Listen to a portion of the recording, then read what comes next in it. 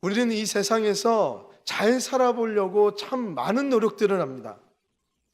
회사에서 좋은 성과를 내기 위해서 우리는 야근을 하고요. 우리 선배들에게 좋은 모습을 보이기 위해서 우리는 겸손하게 잘 그들을 극진히 대합니다. 그리고 고시원에 있는 우리 학생들은 자신이 원하는 그 방향대로 그 자리에 있기 위해서 자신의 1분 1초를 쪼개가면서 그 자리에 온전히 있을 수 있는 자신을 꿈꾸면서 지금 그 시간을 묵묵히 보내면서 희생을 하고 있습니다. 우리는 모두 다 내 자리에서 조금 더 나은 삶을 위해서 고군분투하면서 그 조금 더 행복해지려고 많은 노력을 하는 것이 우리의 삶이고 우리의 시간입니다. 하지만 우리의 이 보내지는 시간들, 우리의 노력에 따라서 이 행복이 주어지던가요? 행복해지려고 우리는 많은 그런 것들을 노력하면 노력할수록 어쩌면 우리들은 더 삶에서 지치고 외로워지고 불행해지는 삶을 살아갈 때가 너무나도 많습니다. 제 와이프가 교회 갔다 오면 꼭 이제 한마디씩 하는 게 있어요. 그게 뭐냐면 스카이 캐슬인가? 꼭 보라는 거예요. 이게 고상한 사람들의 그 모습을 통해서 삶의 모든 그 원초적인 그 악한 모습들, 욕심들, 그런 것들이 너무 잘 나타난다는 거야. 근데 이렇게 보면 저는 자요. 너무 무거워서 그런지 저는 코미디가 좋은데, 우리는 우리 인간 속에서 욕심이라는 것 때문에 우리가 열심히 일한다고 우리가 행복해질 수 있냐라고 했을 이 질문에는 그렇다라고 쉽게 얘기할 수가 없습니다. 이 세상은 어떻게 보면 나의 가장 소중한 것을 포기해야지 내가 원하는 그 어떤 것들을 얻을 수 있는 이 사회의 풍조가 우리를 더 힘들게 만드는 걸 수도 있습니다. 우리는 이렇게 자신이 소중하게 생각하는 것들, 그것이 희생되어 가고 있다는 것도 모르면서 우리는 우리가 그저 원하는 방향대로 일을 하면서 조금 더 좋은 샐러리, 임금을 얻기 위해서 조금 더 인정받으려고 하고 있고, 그리고 조금 더 좋은 우리의 사업자가 되기 위해서 우리의 애쓰는 많은 모습들을 하는데, 가장 소중한 우리의 가족들과 우리의 자녀들, 우리의 동료들, 그들을 짓밟으면서 때로는 희생시키면서 우리는 살아가고 있습니다. 열심히 시간을 아끼면서 그렇게 최선을 다하는 것이 행복한 길인가? 그럴 때는 우리는 분명히 압니다. 아니라는 것을. 오늘 이러한 우리들의 삶에 이 사도 바울은 이렇게 본문을 통해서 얘기합니다. 지혜로운 자답게 행하라고. 소중한 것을 포기하고 얻게 되는 그런 것들이 이제 나중에는 우리를 얼마나 불행한 삶으로 이끄는지를 깨달으라고. 이제 지혜로운 삶이 무엇인지를 알고 그 일에 열심이라고 오늘 본문은 우리에게 말씀을 하고 있는 것입니다. 오늘 제가 적지 않은 이 시간을 통해서 이 말씀을 나눌 때 우리 성도님들에게 큰 은혜의 시간이 되시기를, 깨달음의 시간이 되시기를 축복합니다. 오늘 15절의 말씀은 이렇게 시작합니다. 그런즉 너희가 어떻게 행할 것을 자세히 주의하여 지혜 없는 자 같이 말고 오직 지혜 있는 자 같이 행하여. 그러면서 어떻게 얘기합니까? 이 말씀에 그 전제가 깔려 있는데요, 너희들은 지혜 있는 자라는 거예요. 하나님의 그 빛된 자가 된 너희들, 하나님의 구속으로 인해서 구원받은 너희들은 새로운 피조물로, 새로운 신분으로 우리를 삼아주셨다. 그 새로운 피조물 된 우리들은요, 지혜 없는 자들이 아니고 지혜 있는 자들인데, 이제 다시 한번 지혜 있는 자답게 행하라고 이 전제를 깔고 있는 것입니다. 우리는 무엇이라고요? 지혜 없는 자입니까? 지혜 있는 자입니까? 지혜 있는 자요. 근데 우리는 자꾸만 지혜 없는 자답게 행하려고 하는 모습들을 자꾸 보이니까 사도 바울은 우리들에게, 에베소 교회 성도들에게 너희들은 지혜 있는 자니까 지혜 있는 자답게 살아가라고 말씀하고 있는 것입니다. 성경에 기록된 많은 그 유인들을 바라보면 모두 다 지혜 있는 사람들이었습니다. 잠언 3장 18절에서도 지혜는 그 얻는 자에게 생명나무라. 지혜를 가진 자는 복되도다. 아멘. 전도서 10장 10절에 무딘 철 연장 나를 갈지 아니하면 힘이 더 드느니라. 오직 지혜는 성공하기에 유익하니라. 아멘. 하나님은 말씀 곳곳을 통해서 지혜가 얼마나 소중한지를 우리에게 말씀하고 계시고요. 이 곳곳에 이야기하고 있다는 것은 하나님께서 우리에게 얼마나 지혜로운 삶을 살기를 원하시고 계시는지를 알 수 있는 그 대목이라는 것입니다. 이 지혜는 우리가 그냥 생각하는 이 지혜랑은 많이 다른 것 같습니다. 그렇다면 우리 지혜로운 자로 살아간다는 것은 무엇을 의미하는가? 오늘 말씀을 통해서 하나하나 살펴나갈 텐데요. 그 첫 번째로 이 말씀은 지혜로운 자를 항상 자신의 행동을 살피는 자라고 말씀하고 있습니다. 15절에 너희가 어떻게 행할 것을 자세히 그리고 주의하여 살펴보라고 얘기하고 있습니다.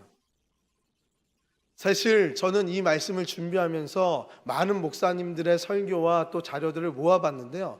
이 말씀을 그냥 짧게 얘기하고 다른 포인트들로 말씀을 이어나갈 때가 많습니다.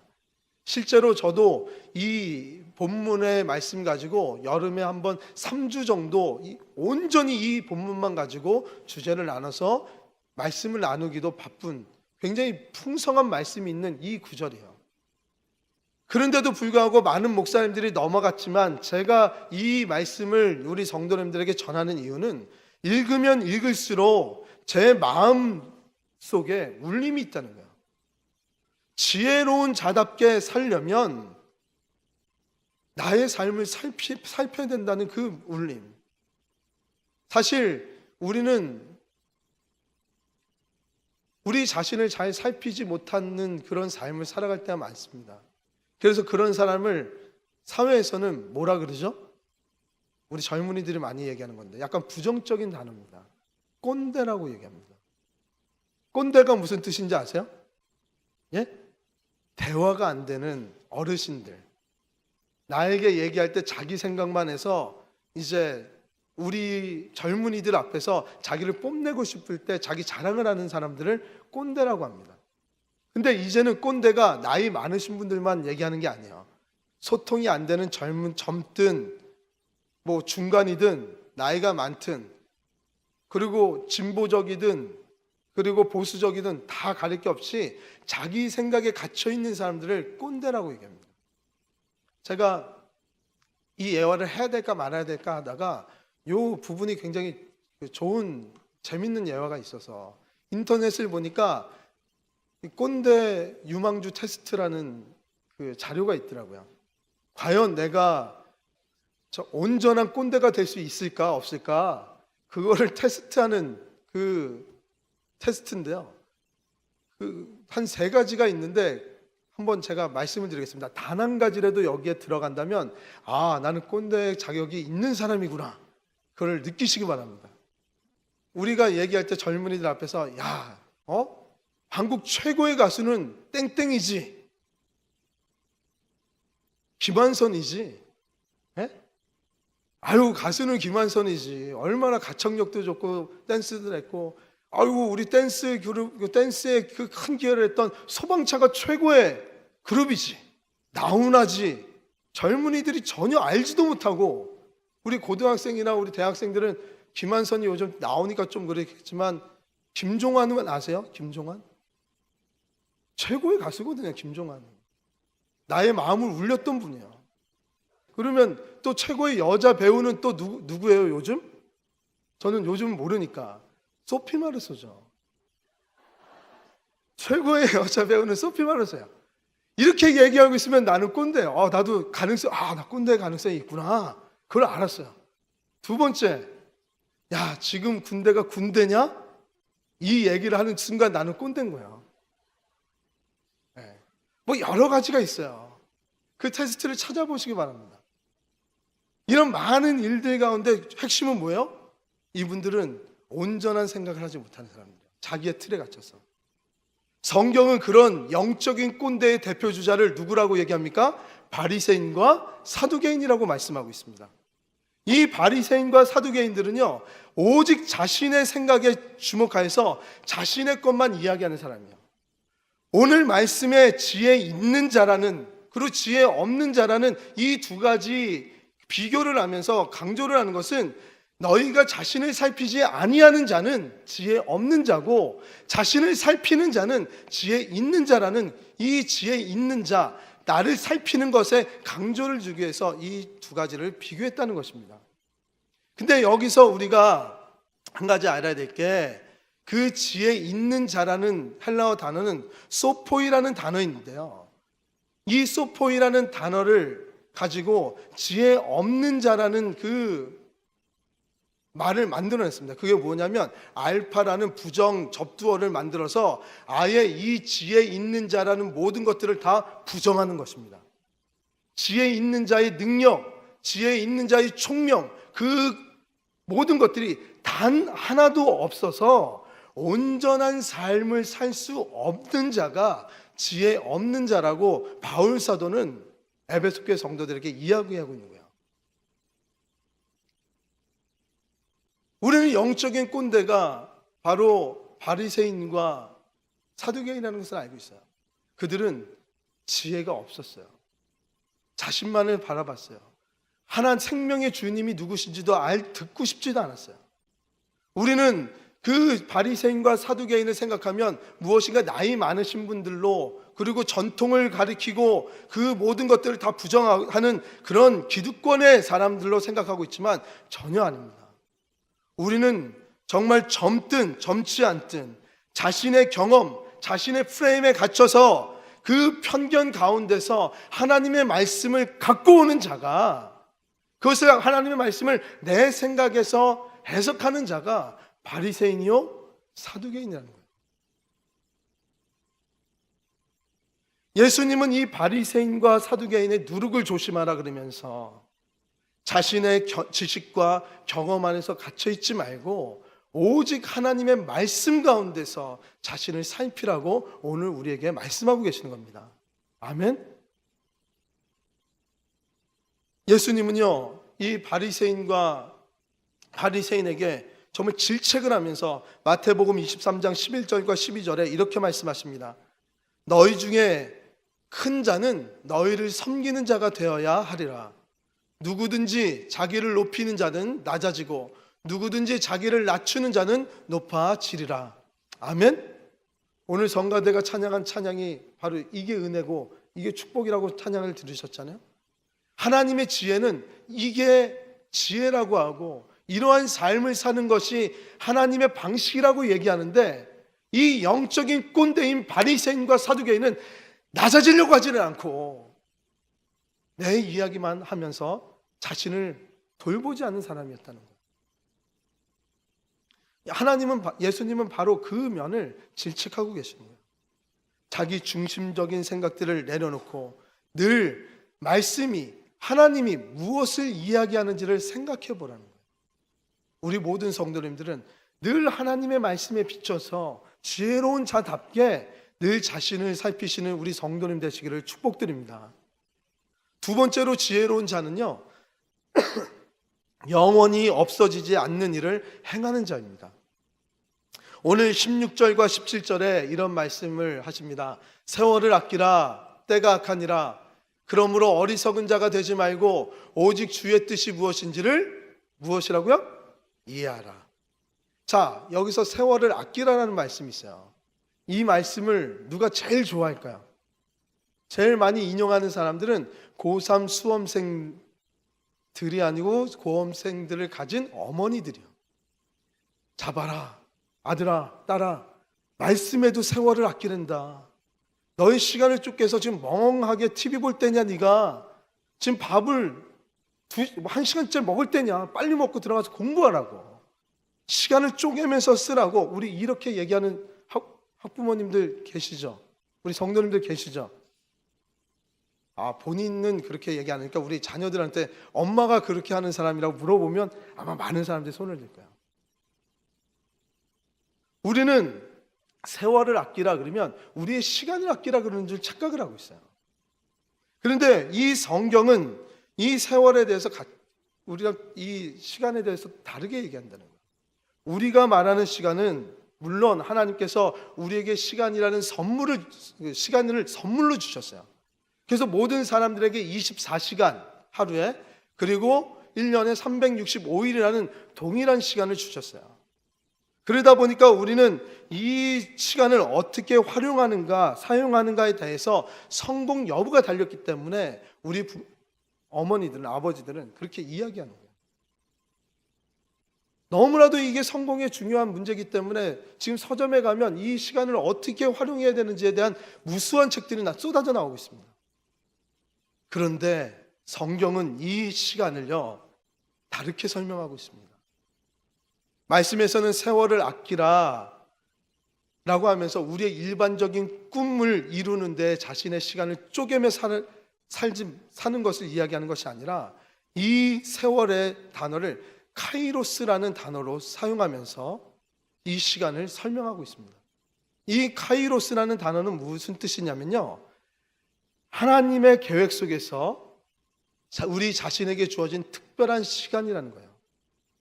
하나님이 태초에 우리를 처음 창조하셨을 때에 하나님과 함께 있던 그 시간이 바로 카이로스의 시간이라는 것입니다. 하나님을 생각하고 하나님께서 나에게 주신 사명을 이루고자 소비하는 그 시간이 바로 세월을 아끼라는 이 세월의 시간이라는 거예요.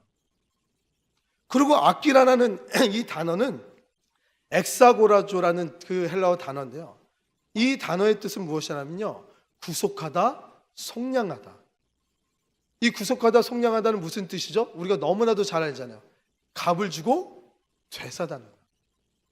하나님이 우리를 속량해 주셨죠. 우리를 구속해 주셨죠. 그러면 우리 죄의 값을 치르고 되로 다시 본연의 모습으로 회복시켜 주신 것이 바로 아끼라라는 이 단어예요. 그러면 세월을 아끼라라는 단어를 압축하면 어떤 뜻입니까? 우리에게 주어진 시간 속에서 하나님을 생각하지 아니하고 세상의 풍조에 따라서 그 세상의 일에만 열심히 하는 시간으로만 쓰지 말고, 너희들은 새롭게 만들어진 빛된 자의 삶을 살아가는 새로운 피조물이니까, 하나님의 자녀들이니까 하나님의 계획을 분별하여서 그 소명을 위해서 우리의 시간들을 살아라. 그 시간을 소비하는데 애쓰라는 거예요. 그렇다면 우리 하나님이 세월을 아끼라라는 이 단어 가운데 우리는 지금 세월을 아끼는 분입니까? 세월을 아끼지 못하는 분들입니까?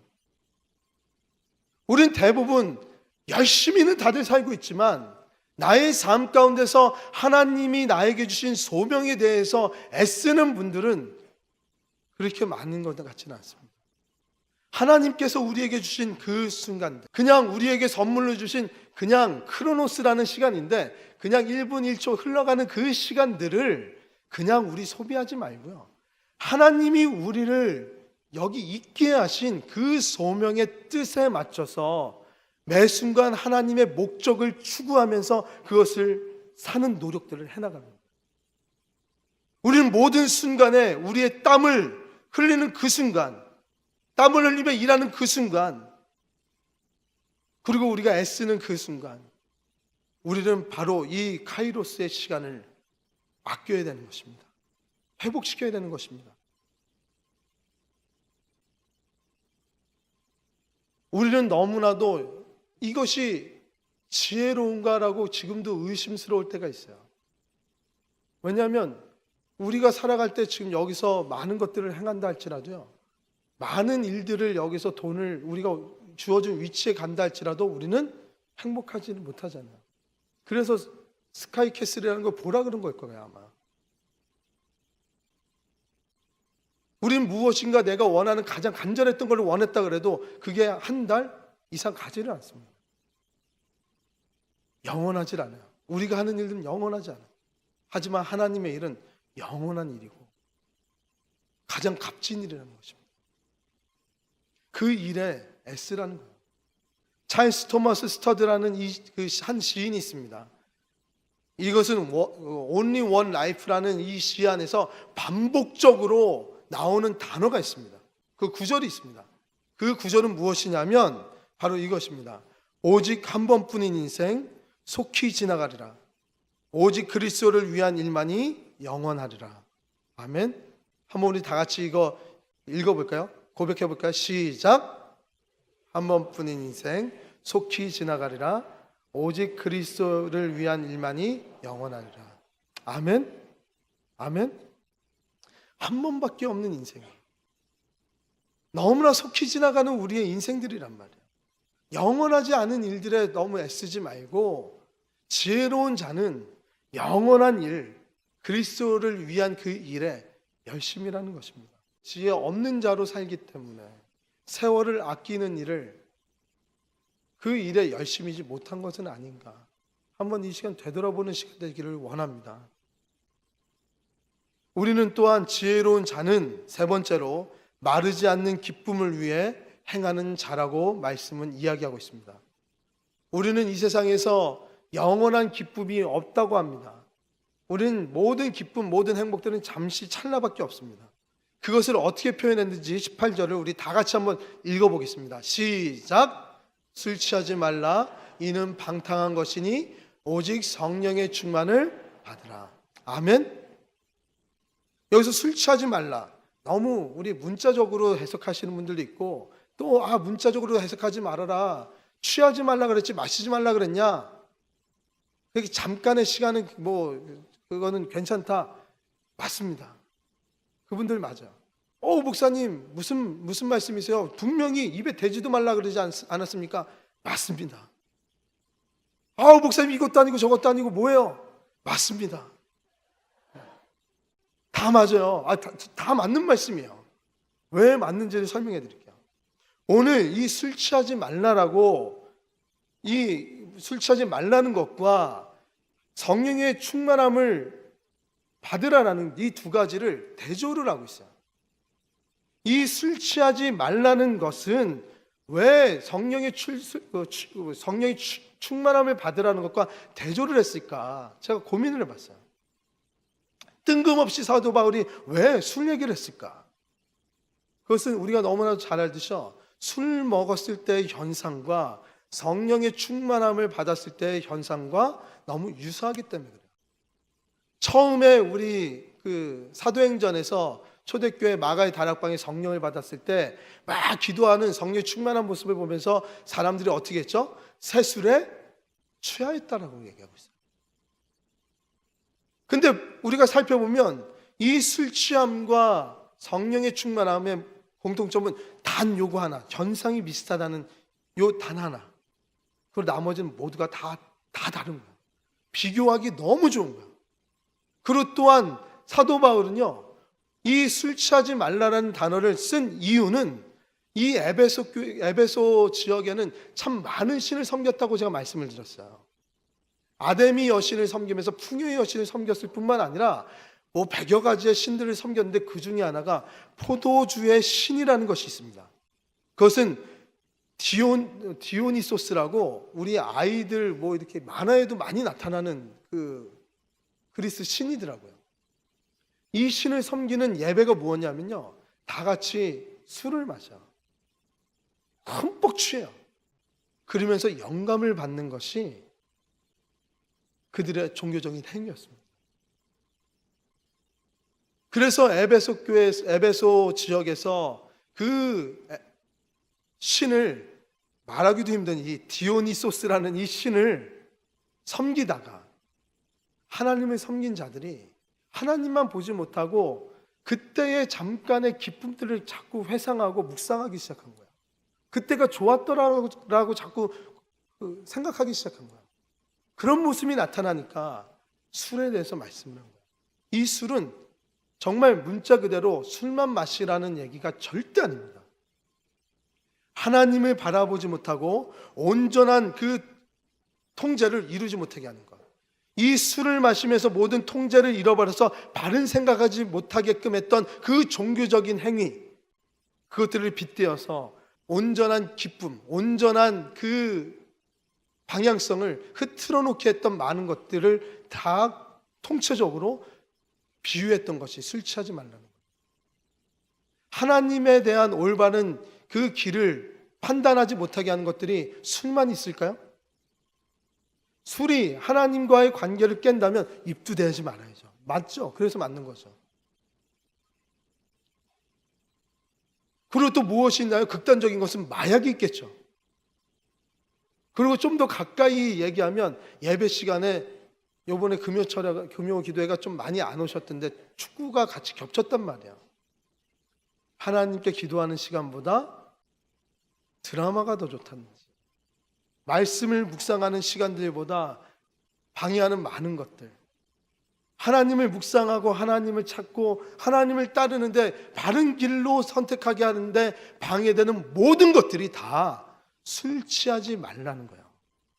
집사님이 술 취하지 말라는 그 의미가 아니지 않습니까? 맞습니다. 그래서 맞다는 거야. 더한 것을 말하지 않았습니까? 맞다는 거야.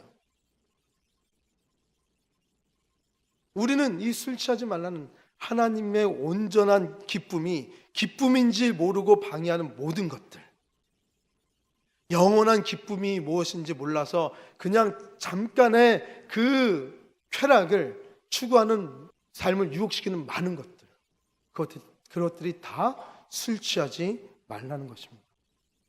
술의 특징은 무엇입니까? 알코올이 들어오면 기분이 좋아진다고 합니다. 그리고 알코올이 많이 들어오면 우리의 뇌가 덜 움직인다 그래요.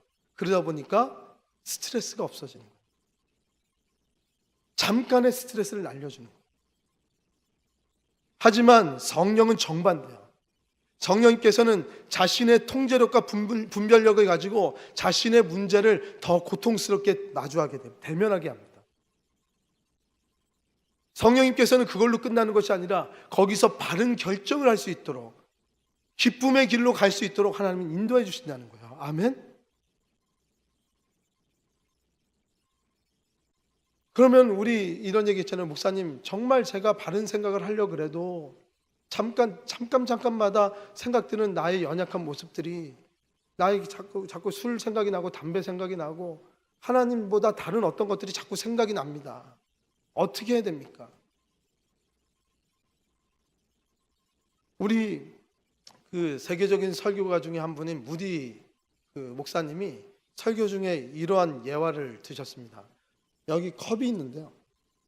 여기에 컵에 어떻게 하면 공기를 다 빼낼 수 있습니까? 라는 질문을 했대요. 그랬을 때 많은 성도님들이 많은 이야기를 나눴는데 그 중에 하나가 여기에 있는 그 공기를 빼려면 압축기를 가지고 공기를 다 빼내면 됩니다. 그랬더니 이제 무디 목사님은 웃으면서 이렇게 뭐 강력한 게 아니었나 봐요. 그곳이 진공의 상태가 될 텐데 그렇게 되면 이 컵은 깨집니다. 그러면서 물을 쭉 가면서 물로 채워놓으면 여기는 공기는 없어집니다. 이것이 답이에요. 너무 뻔한 이야기지만 이게 답이라는 거예요. 우리는 이 많은 것들을 하지 않으려고 노력할 필요가 없다는 거야. 어떻게 하면 이것을 하지 말아야 될까? 어떻게 하면 이것을 그만둘 수 있을까? 막 그 공기를 억지로 끄집어내면 어떻게 돼요? 유리컵은 깨지게 됩니다. 정말 간단한 성령의 충만함을 받으면 돼요. 성령으로 우리를 채워넣으면 우리 교회도 장로님들 중에 술을 그렇게 많이 마시고 담배를 많이 했는데 어느 순간 갑자기 담배를 폈더니 담배가 몸에 안 받는 그런 것들도 체험하신 분들도 계시고, 성령이 충만함을 했더니만 생각이 전혀 나질 않고 이 기쁨이 더 크기 때문에 이 술과 담배가 아예 생각이 안 났다는 고백들도 많이 하시고 계십니다. 우린 성령을 어떻게 더 많이 체험할까를 생각해야지, 어떻게 하면 내 많은 악한 것들을 끄집어낼까를 생각하면서 고통스러워하지 말라는 거예요. 지혜 있는 사람은 성령의 충만함을 간구하는 사람이야. 하나님께서 나의 연약함을 왜 주셨습니까? 하나님을 찾으라고. 왜 나는 이 모양 이 꼴입니까? 맨날 왜 나는 우리 스스로가 제일 싫어하는 사람이 내 자신이고 제일 좋아하는 사람이 자기 자신이잖아요. 싫어하는 모습이 발견되면 이 마음을 주신 분도 하나님인데 그때 성령을 따르라는 거예요. 아멘. 그렇게 되면 우리 안에 어리석음과 방탕함이 모두가 다 물러나게 될 줄 믿습니다. 성령의 충만함은요, 우리를 참된 기쁨, 영원한 기쁨, 뺏기지 않는 그 기쁨으로 이끌어 주시는 하나님의 능력이라는 거예요. 존 스토트 목사님은 이렇게 얘기합니다. 과도한 알코올이 인간을 비인간화시키며 짐승으로 만들어 버린다면 성령 충만은 우리를 더욱더 인간적인 사람으로 만든다. 우리가 그리스도를 닮아야 한다. 아멘. 비이성적으로 만드는 모든 것들, 유혹시키는 모든 것들, 술 취하지 말라는 것입니다. 우리는 성령의 충만함을 받아야 됩니다. 나 성령의 충만함을 받았어. 나 예수 믿어요. 나 얼마나 뜨겁게 기도했는지 몰라. 내가 옛날에 어땠는지 얘기하면 뭐예요? 영적 꼰대가 된다는 거잖아요. 그러지 말고 이 성령은 매 순간순간 매시 우리는 매일 간구해야 되는 거예요. 아침에 눈을 떠서 저녁에 잠을 드는 그 순간까지도 우리는 성령의 충만함을 갈구해야 되는 우리의 삶이라는 것입니다. 유혹에 허우적거리면서 그것을 이기지 못함으로 인해서 괴로워하지 마세요.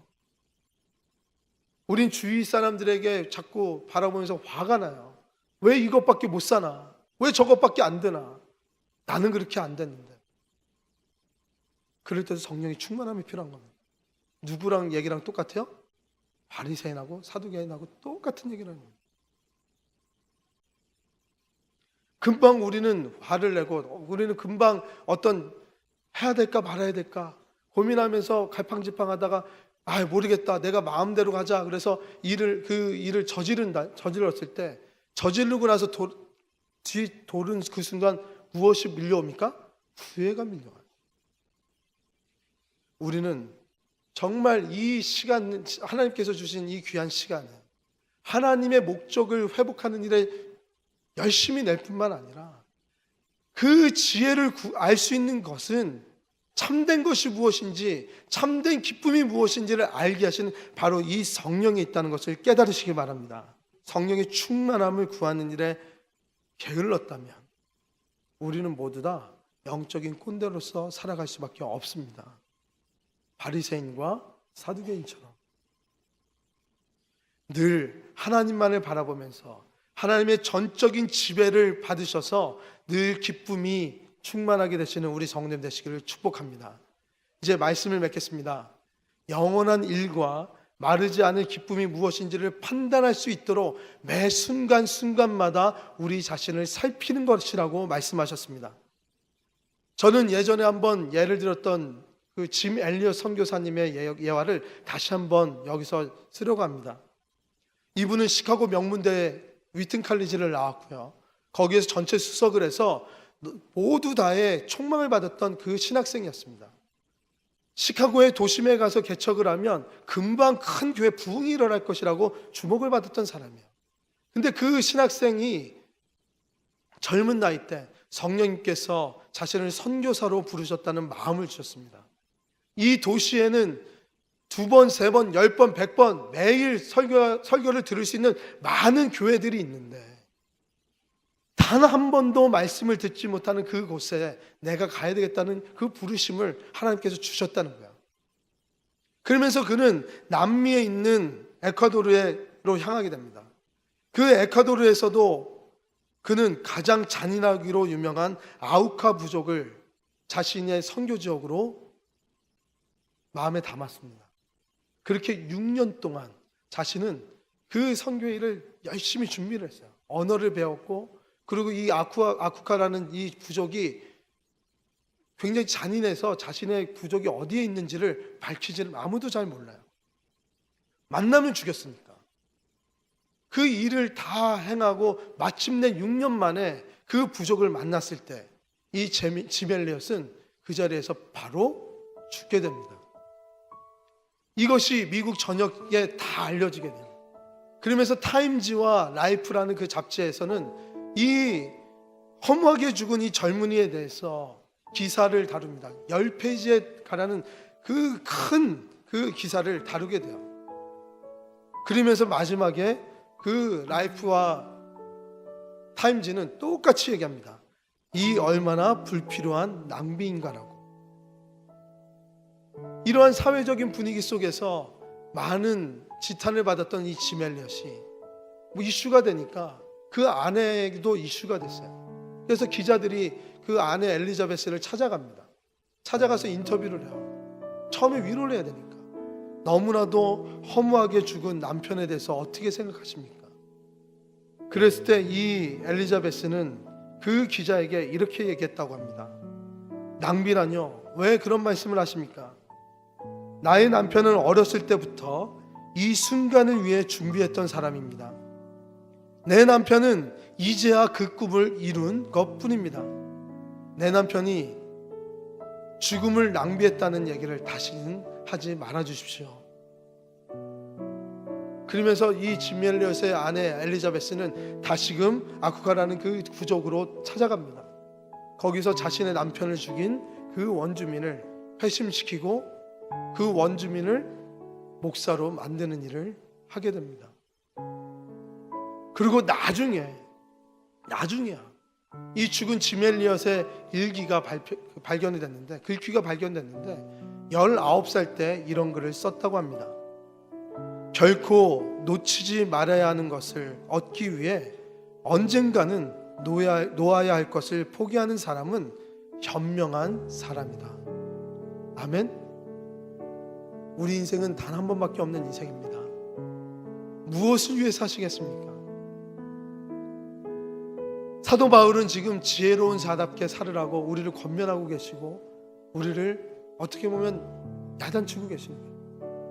세월을 아끼라라고, 하나님의 뜻이 무엇인지 분별하도록 매 순간 나의 삶을 살펴보라고, 성령의 충만함을 받으면 참된 기쁨이, 하나님께서 충족시켜 주신 그 기쁨이 무엇인지 깨닫게 될 거라고.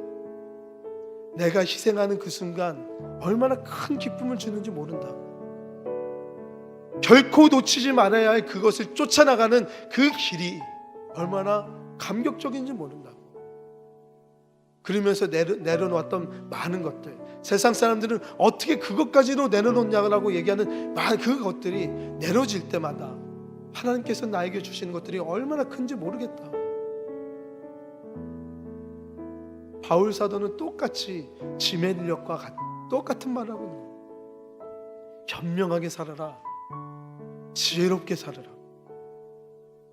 우리 시은속교회 성도 여러분, 지혜로운 사람은 영원한 하나님의 뜻을 이루는 일을 행하는 것에 기쁨을 가지고 있는 자들입니다. 그 기쁨을 회복하기 위해서 늘 자신을 살피는 자가 참된 지혜로운 자라는 것을 꼭 기억하셔서 오늘도 하나님의 지혜, 하나님의 뜻, 내가 바라봐야 될 것, 그리고 내가 회복해야 될 것이 무엇인지를 오늘도 다 회복하시는 우리 시은속교회 모든 성도님 되시기를 축복드립니다.